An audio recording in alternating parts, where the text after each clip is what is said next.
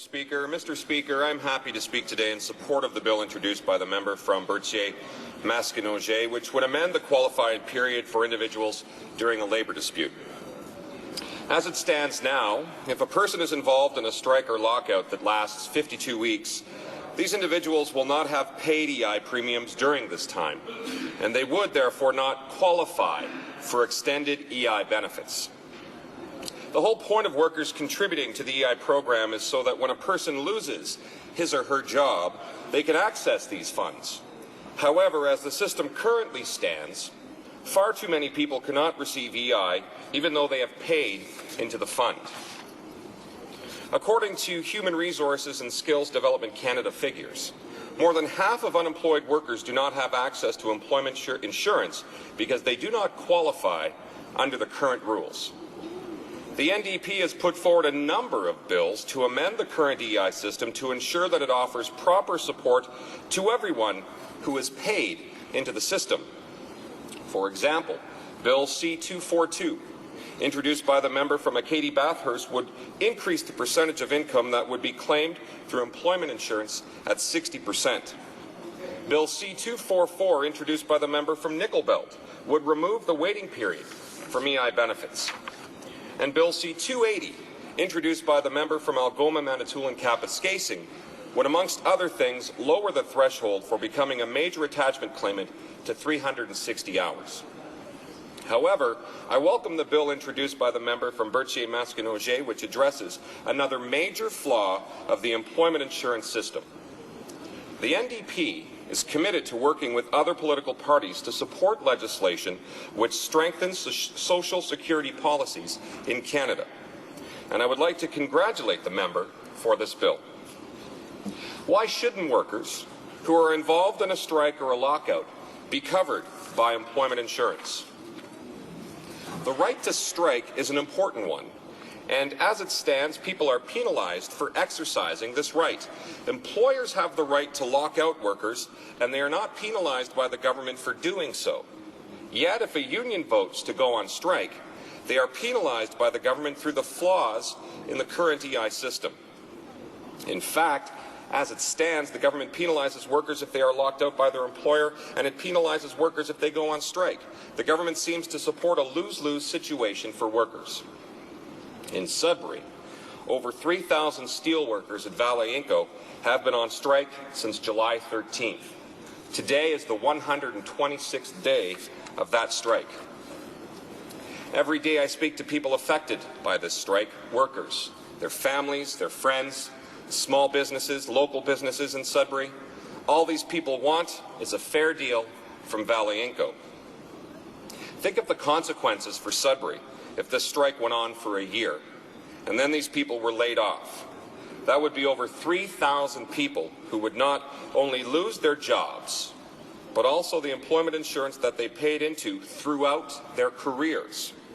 3,000 families who would struggle to pay their bills and put food on the table. And then think of the effect that this would have on Sudbury's economy. It's not just in my riding of Sudbury that would be affected, Mr. Speaker. Communities all across Canada are suffering.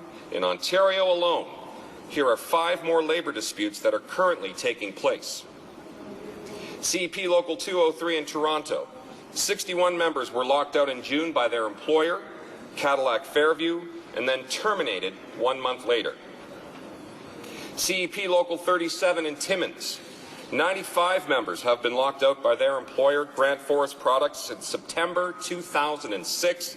They've walked the picket line for 39 months. USW Local 271G in Erin, Cambridge, 44 members continue to strike against Guardian Fiberglass Inc. since June 2007, 29 months on the picket line.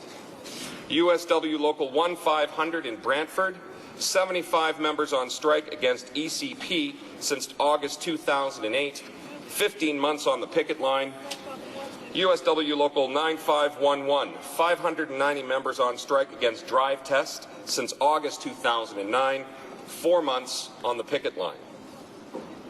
What is worse, Mr. Speaker, as if the economic crisis hadn't brought enough hardship to these communities, many companies are using the situation for their own gain as to cause renege on agreements they made in the past. It's downright shameful, Mr. Speaker. So many are using this economic crisis as a justification to roll back and renege on collective agreements. Workers shouldn't be punished twice for standing up for the rights and benefits their brothers and sisters worked hard to obtain. This bill would fix that. Mr. Speaker, this bill would allow the extension of the EI qualifying period beyond the stated limit of 104 weeks for workers affected by a labour dispute, so that the extension of a qualifying period could equal the duration of the period of unemployment caused by the strike or the lockout. This bill, if passed, Mr. Speaker, would also be deemed to have come into force on January 1st, 2008.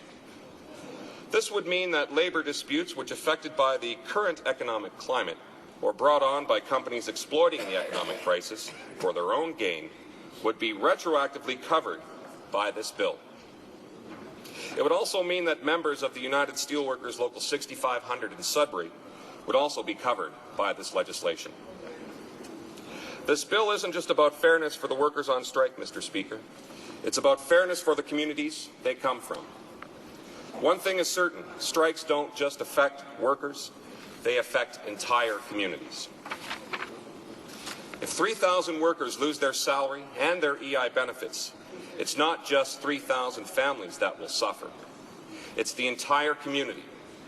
Small businesses that rely on these workers and these families to spend their money. Restaurants, local charities. I use the United Way in Sudbury for an example, Mr. Speaker. They rely on the United Steelworkers in Sudbury for a significant portion of what they raise. Entire cities will be affected. With a decreasing tax base, it means less revenue for cities, which is less funding for city infrastructure and services, and so on, Mr. Speaker. Families will break apart. Parents will move to new areas to find work with no support networks.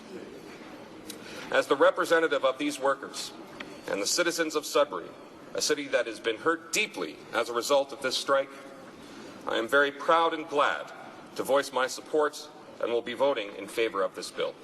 Thank you, Mr. Speaker. Reprise du